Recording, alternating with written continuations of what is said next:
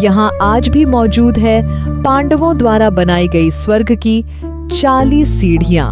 भारत का एक ऐसा अनोखा मंदिर जो पूरे साल में केवल 4 महीनों तक ही नजर आता है। बाकी के समय यह मंदिर पानी में डूबा रहता है। हाँ बच्चों, आज हम बात करेंगे हिमाचल प्रदेश के कांगड़ा जिले में स्थित बाथू की लड़ी मंदिर के बारे में।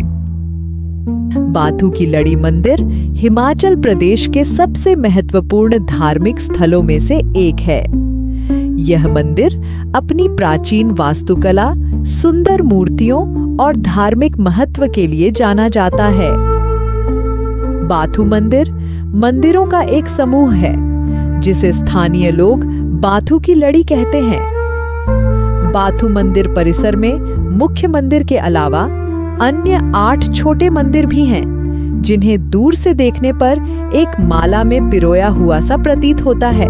इसलिए इस मंदिर को बाथू की लड़ी कहा जाता है। बाथू का मंदिर पंजाब के जालंधर से करीब 150 किमी दूर स्थित महाराणा प्रताप सागर झील में पोंग बांध की दीवार से 15 किलोमीटर दूर एक टापू पर बना है।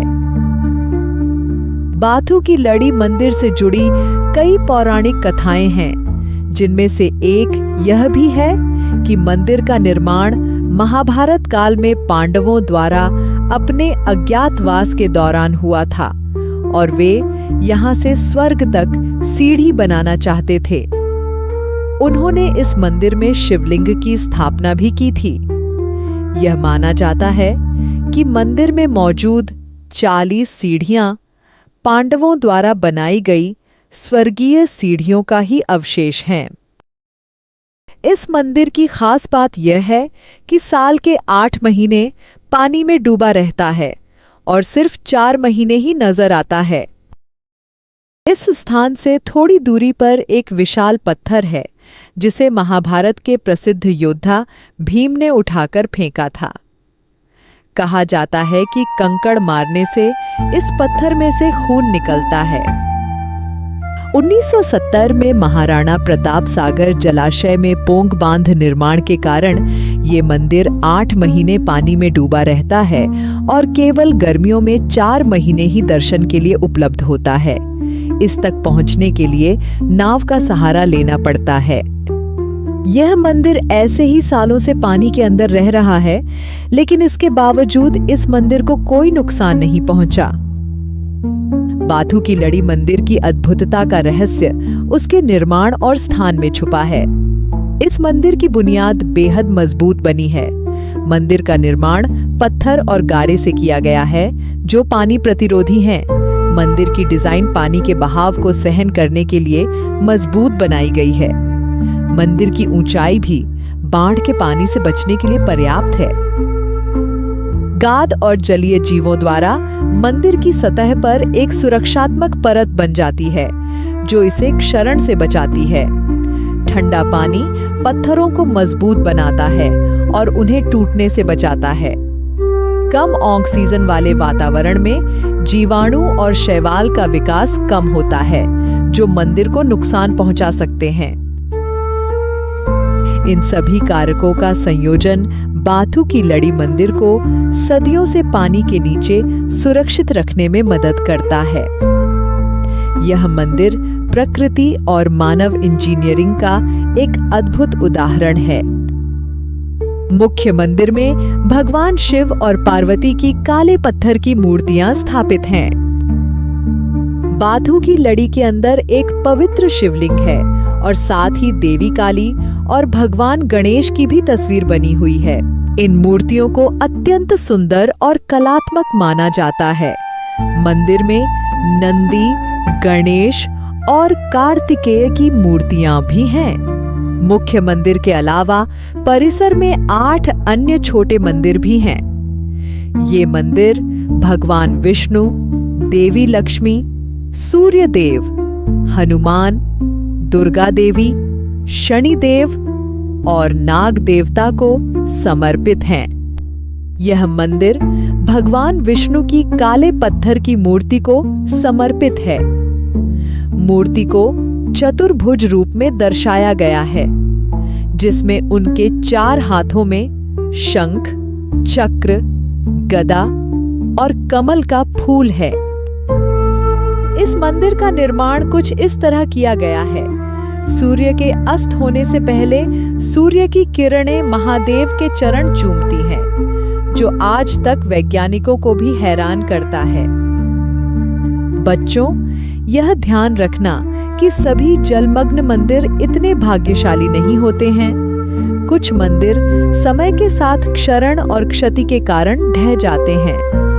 बाथू की लड़ी मंदिर एक अपवाद है, जो हमें प्रकृति की शक्ति और मानव रचनात्मकता की याद दिलाता है।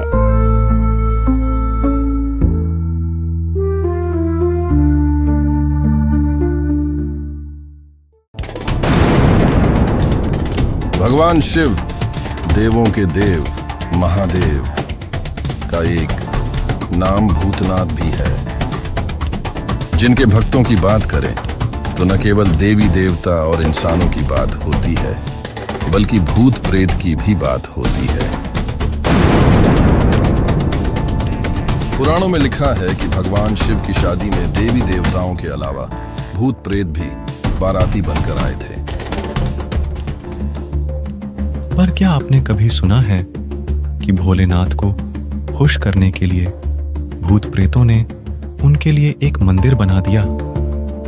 हाँ बच्चों, भारत का एक अनोखा मंदिर जो मध्य प्रदेश के मुरैना से 30 किलोमीटर दूर सिंगरौली गांव के पास स्थित है, जो ककन मठ के नाम से जाना जाता है।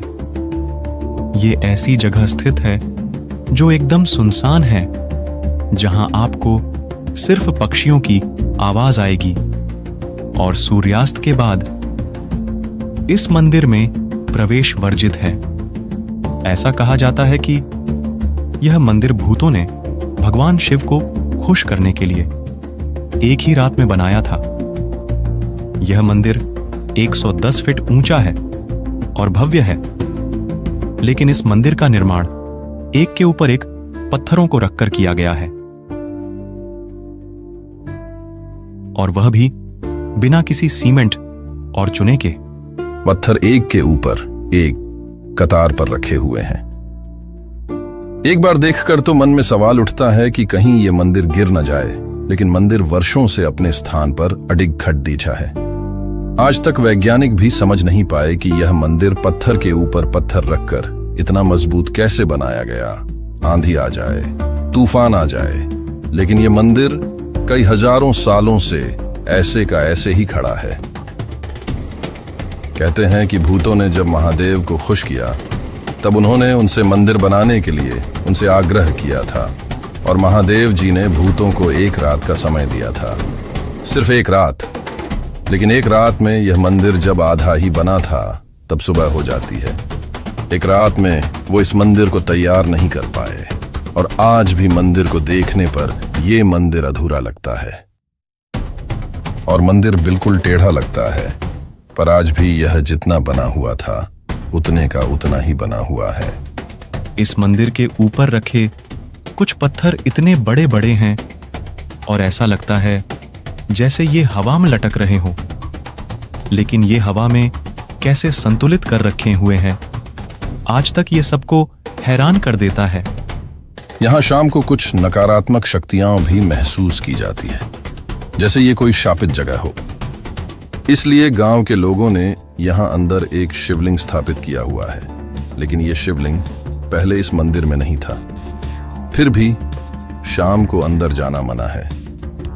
बारिश होने के बाद जो ऊपर पत्थर लगाए गए हैं, वहां से पूरे मंदिर के अंदर पानी टपकता है, और वो इसलिए क्योंकि यहाँ पर कोई सीमेंट या चुने का उपयोग नहीं हुआ है, और किसी भी तरह कोई जॉइंट नहीं दिया गया।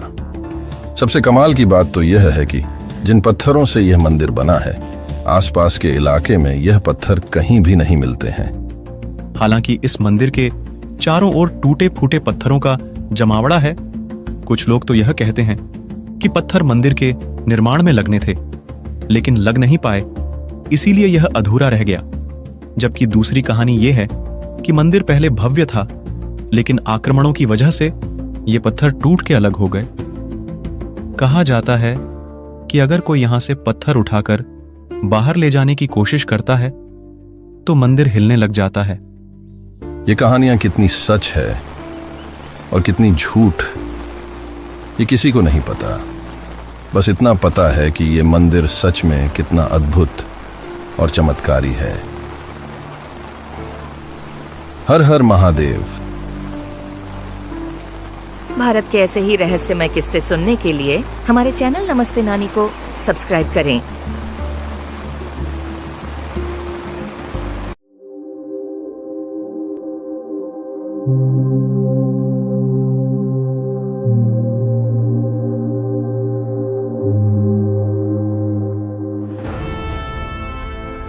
महाराष्ट्र के इस रहस्यमय मंदिर के बारे में शायद ही लोगों को पता होगा।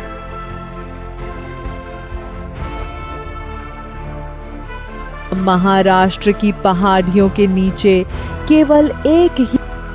बच्चों, आइए आज एक ऐसे मंदिर के रहस्य को उजागर करें जिसने वैज्ञानिकों को भी चकित कर दिया है और वे इसका कोई भी जवाब नहीं दे पाए हैं। केदारेश्वर गुफा मंदिर, महाराष्ट्र। कहा जाता है कि जब इस मंदिर का चौथा खंभा टूट जाएगा तब कलयुग का अंत हो जाएगा। सह्याद्री पर्वतमाला के बीचों बीच स्थित केदारेश्वर गुफा मंदिर रहस्य से घिरा हुआ है। स्थानीय लोगों के अनुसार इस मंदिर का निर्माण 6ठी शताब्दी के दौरान हरिश्चंद्रगढ़ किले के अंदर कलचुरी वंश द्वारा किया गया था। केदारेश्वर गुफा मंदिर कोई साधारण धार्मिक स्थल नहीं है, बल्कि प्राकृतिक रूप से बनी एक गुफा में स्थित है।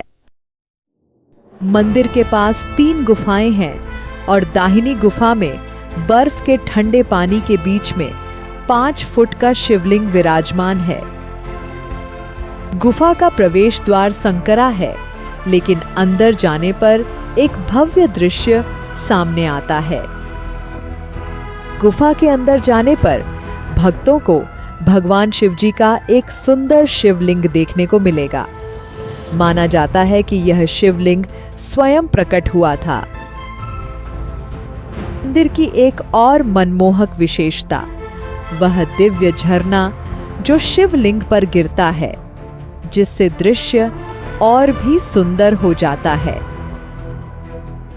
कहा जाता है कि यहाँ पानी बिना रुके बहता है। श्रद्धालुओं का मानना है कि इस झरने के पवित्र जल में आध्यात्मिक और उपचारक गुण हैं। इस स्थान के बारे में एक और आश्चर्यजनक तथ्य यह है कि इस गुफा की चारों दीवारों से रोजाना पानी रिसता है। इसके साथ ही गर्मियों के दौरान शिवलिंग के आसपास के पानी का तापमान भी बदल जाता है। गर्मियों में जहां ये पानी बर्फीला ठंडा होता है, वहीं सर्दियों में यह गुनगुने पानी में बदल जाता है। केदारेश्वर मंदिर के बारे में आश्चर्यजनक बात है कि इसके 4 स्तंभ केवल संरचनात्मक तत्व नहीं हैं, बल्कि हिंदू पौराणिक कथाओं में भी प्रतीकवाद है। केदारेश्वर मंदिर के 4 स्तंभ में से केवल एक ही स्तंभ जमीन से जुड़ा हुआ है। माना जाता है कि मंदिर के ये स्तंभ 4 युगों को दिखाता है। हिंदू ब्रह्मांड विज्ञान के अनुसार प्रत्येक स्तंभ 4 युगों या ब्रह्मांडीय युगों का प्रतिनिधित्व करता है: सत्ययुग, त्रेता युग, द्वापर युग और कलयुग। ऐसा भी माना जाता है कि प्रत्येक युग के अंत के साथ एक स्तंभ टूट जाता है। सतयुग के समाप्त होने पर पहला स्तंभ टूटा। त्रेता युग के अंत के साथ दूसरा स्तंभ टूटा। गुफा इन स्तंभों में से एक पर खड़ी है, क्योंकि उनमें से 3 गिर चुके हैं। लोगों का मानना है कि यदि अंतिम स्तंभ भी टूट जाता है तो कलयुग का अंत हो जाएगा और गुफा के अंदर का मंदिर ढह जाएगा। इसके अलावा ऐसी भी मान्यताएं हैं कि ये स्तंभ बदलते युगों के अनुसार अपनी ऊंचाई बदलते रहते हैं। केदारेश्वर मंदिर के बारे में एक और चौंकाने वाली बात यह है कि शिवलिंग की ऊंचाई केवल 5 फीट है, लेकिन यह 8 फीट ऊंचा दिखता है, जबकि यह हमेशा 3 फीट पानी के नीचे रहता है। फिर भी कोई भी शिवलिंग के उस छोर को पानी के नीचे नहीं देख पाता है। भारी होने के बावजूद शिवलिंग उस स्थान के जल स्तर से प्रभावित होकर ऊंचा या नीचा होता रहता है। शिवलिंग गुफा के केंद्र में स्थित है और गहरे पानी से घिरा हुआ है। शिवलिंग तक पहुंचने के लिए लोगों को कमर तक गहरे पानी में से होकर जाना पड़ता है। इस मंदिर के बारे में आकर्षक बात यह है कि इसे एक विशाल चट्टान को तराश कर बनाया गया है। यह मंदिर प्राचीन भारत में पत्थरों से मूर्तियां तराशने की कला का अद्भुत उदाहरण है। इस मंदिर के प्रवेश द्वार चारों तरफ से हैं। मुख्य द्वार पर चेहरों की मूर्तियां हैं। ये चेहरे मंदिर के रक्षक हैं। प्रवेश द्वार के बाईं ओर एक देवनागरी शिलालेख है जो संत चांगदेव के बारे में है। कहा जाता है कि मंदिर के पास स्थित एक कुंड से मंगल गंगा नदी निकलती है। केदारेश्वर गुफा मंदिर एक प्रमुख हिंदू तीर्थ स्थल है। यह एक लोकप्रिय पर्यटक आकर्षण भी है और हिंदू इतिहास और संस्कृति में रुचि रखने वाले सभी लोगों को एक न एक बार वहां जरूर जाना चाहिए। केदारेश्वर गुफा मंदिर अपनी प्राकृतिक सुंदरता और असामान्य स्थान व निर्माण के लिए जाना जाता है। यह गुफा अत्यंत खूबसूरत है, जो पहाड़ों और पेड़ों से घिरी हुई है। केदारेश्वर गुफा मंदिर अपनी प्राकृतिक सुंदरता और असामान्य स्थान व निर्माण के लिए जाना जाता है। यह गुफा अत्यंत खूबसूरत है, जो पहाड़ों और पेड़ों से घिरी हुई है। यह एक प्रसिद्ध ट्रैकिंग और कैंपिंग स्थल है। मंदिर तक की चढ़ाई कठिन है, लेकिन ऊपर से नजारे मन मोह लेने वाले हैं। यह एक ऐसा स्थान है जहां दिव्य और प्राकृतिक दुनिया एक साथ आती है, जो तीर्थयात्रियों और पर्वतारोहियों को स्वर्ग का अनुभव करने के लिए आमंत्रित करती है। बाय बाय बच्चों। अधिक जानकारी के लिए नमस्ते नानी चैनल को सब्सक्राइब करें। क्या इस तहखाने के खुलने पर धरती नर्क समान हो जाएगी? भारत का एक ऐसा मंदिर जिसके एक विशेष तहखाने को खोलने की कोशिश करने पर नागों का सामना करना हो। बच्चों, आज हम भारत के ही नहीं बल्कि दुनिया के सबसे अमीर मंदिर के बारे में कुछ ऐसे ही रहस्य खोलेंगे। पद्मनाभस्वामी मंदिर भारत के केरल राज्य के तिरुवनंतपुरम में स्थित भगवान विष्णु को समर्पित एक प्रसिद्ध हिंदू मंदिर है। मंदिर में भगवान विष्णु की विशाल मूर्ति है, जिसमें भगवान विष्णु शेषनाग पर शयन मुद्रा में विराजमान हैं। पर क्या आप जानते हैं, यह मंदिर दुनिया का सबसे अमीर मंदिर कैसे बना? इस मंदिर में 6 तहखाने हैं, जिसमें से आज तक केवल 5 तहखाने ही खुल पाए हैं। आखिर ऐसा क्या है उस दरवाजे के पीछे? श्री पद्मनाभस्वामी मंदिर एक ऐसा मंदिर है जिसका उल्लेख अनेक प्राचीन हिंदू ग्रंथ विष्णु पुराण, ब्रह्म पुराण, मत्स्य पुराण, वराह पुराण, वायु पुराण, भागवत पुराण और महाभारत में है, जिससे ये अंदाजा लगाया जा सकता है कि ये मंदिर कितना पुराना है। लेकिन राजा मार्तंड वर्मा के शासनकाल में इस मंदिर का पुनर्निर्माण हुआ था। आज हम जो देखते हैं वह इस प्राचीन मंदिर के पुनर्निर्माण के सुंदर कार्य का परिणाम है। जून 2011 में भारत के सुप्रीम कोर्ट में दर्ज हुई एक याचिका के परिणाम स्वरूप मंदिर के प्रबंधन में ईमानदारी की मांग की गई थी। और जब मंदिर की जांच की गई तो पद्मनाभ स्वामी मंदिर के अंदर जमीन के नीचे छुपे हुए 6 तहखाने पाए गए। उसके बाद उन 6 तहखानों को A, B, C, D, E और F नाम दिए गए। सुप्रीम कोर्ट ने अधिकारियों को मंदिर के गुप्त तहखानों को जांच के लिए खोलने का निर्देश दिया। 6 में से वे 5 को खोलने में सफल रहे, जिनमें सोने के सिक्के, मूर्तियां, आभूषण, रत्न, सोने के मुकुट और सिंहासन भी निकले।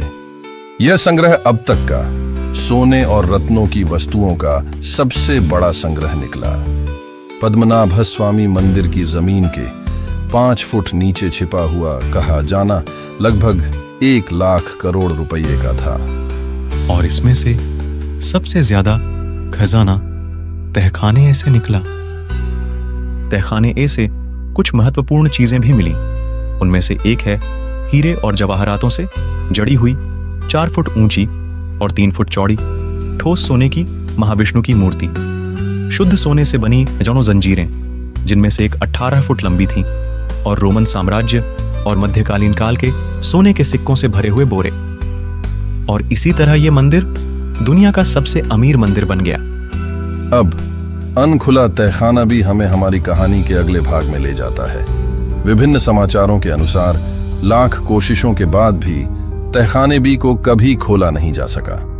और तो और मंदिर प्रबंधन समिति भी इसे खोलने के लिए अनिच्छुक थी, क्योंकि माना जाता है कि यह तहखाना जादुई शक्तियों से संरक्षित है। यह भी कहा जाता था कि जो कोई भी इस रहस्यमय तहखाने को खोलने का प्रयास करता है, उसे परेशानी का सामना करना पड़ता है और वह दुनिया के लिए कुछ गंभीर संकटों को आमंत्रित कर रहा होगा। तहखाना भी इतना ज्यादा सुरक्षित है कि उसके मुख्य दरवाजे तक जाने से पहले 2 प्रवेश कक्ष हैं और दरवाजे पर 2 नाग और यक्षी बने हुए हैं, जो वहां से दूर रहने की चेतावनी है। ऐसा कहा जाता है कि राजा मार्तंड वर्मा के समय नागपाशम मंत्रों का जप करके मंदिर के खजाने को तहखाने में बंद कर दिया था, और अब श्राप को केवल सर्वोच्च पुजारियों में से किसी एक की मदद से ही हटाया जा सकता है। ये कहानियां कहां से आईं, कोई नहीं जानता, लेकिन यह माना जाता है कि तहखाने बी के दरवाजे के पीछे जो कुछ भी है वह जहरीले सांपों, पिशाचों और अलौकिक शक्तियों से घिरा हुआ है। रहस्यमय तहखाने बी के बारे में एक रचनात्मक कहानी ये भी है कि इसके द्वार अरब सागर की ओर खुलते हैं। ये कहानी इसलिए मौजूद है क्योंकि जब मंदिर के कुछ अधिकारियों ने तहखाने बी को खोलने की कोशिश की थी, तब अचानक से उन्हें लहरों के टकराने की आवाजें सुनाई दी। इसलिए उन्होंने इसके द्वार नहीं खोले और वो पीछे हट गए।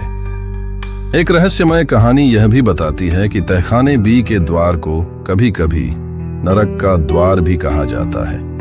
कुछ लोगों का कहना है कि उस दरवाजे को खोलने से यह दुनिया खत्म हो जाएगी, क्योंकि यह नरक का द्वार है और एक बार खुलने के बाद यह पृथ्वी और नरक को एक बना देगा। 1930 के दशक में हुई एक घटना ने पद्मनाभ स्वामी मंदिर के तहखाने बी के बारे में कई सवाल खड़े कर दिए।